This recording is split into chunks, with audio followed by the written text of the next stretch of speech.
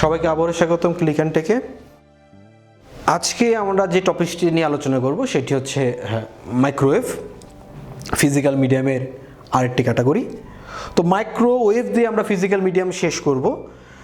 মাইক্রোওয়েভে যাওয়ার আগে যেটি বলতে চাই, আমরা কপার ফিজিক্যাল মিডিয়ামের যে টপিকসগুলো নিয়ে এর আগে আলোচনা করেছিলাম আগের পর্বগুলোতে, তার মধ্যে কপার কেবল ছিল। কপার কেবল আবার দুই ধরনের হয়েছিল, টুইস্টেড পেয়ার, নন টুইস্টেড পেয়ার। তাছাড়া আরও কিছু ক্যাটাগরি ছিল, তার মধ্যে ছিল সিরিয়াল কেবল, প্যারালাল কেবল, ফায়ারওয়্যার, ইউএসবি কেবল, রেডিও ফ্রিকোয়েন্সি ছিল, ফাইবার অপটিক্স ছিল। আমরা আশা করছি যে আপনাদের কাছ থেকে আমরা প্রশ্ন পাবো। যদি প্রশ্ন না পাই, আসলে আমাদের এই টিউটোরিয়ালগুলো আপনাদের কেমন লাগছে বোঝা আমাদের জন্য কষ্টসাধ্য হয়ে যাচ্ছে। আপনাদের রেসপন্স আমরা আসলে চাই। আপনাদের রেসপন্স পেলে, আপনার যদি কোনো প্রশ্ন থাকে, সেক্ষেত্রে আমাদের জন্য টিউটোরিয়াল তৈরি করতে আরও বেশি সুবিধা হয়।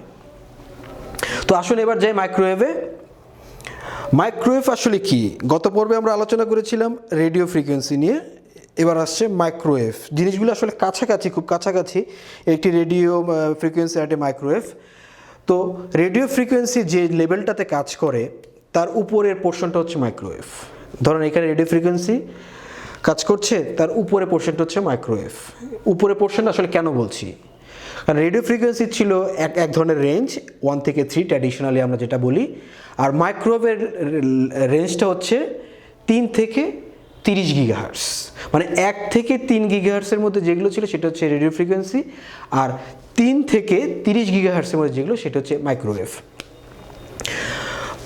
মাইক্রোওয়েভের খুব একটি ছোট্ট ব্যবহার আমরা কিন্তু আসলে সবাই ইউজ করে থাকি, আমরা আসলে অনেকেই জানি না। সেটা হচ্ছে ব্লুটুথ। ব্লুটুথ মাইক্রোওয়েভ টেকনোলজিতে কাজ করে। ওয়্যারলেস ল্যান, ওয়াইফাই মাইক্রোওয়েভ টেকনোলজিতে কাজ করে।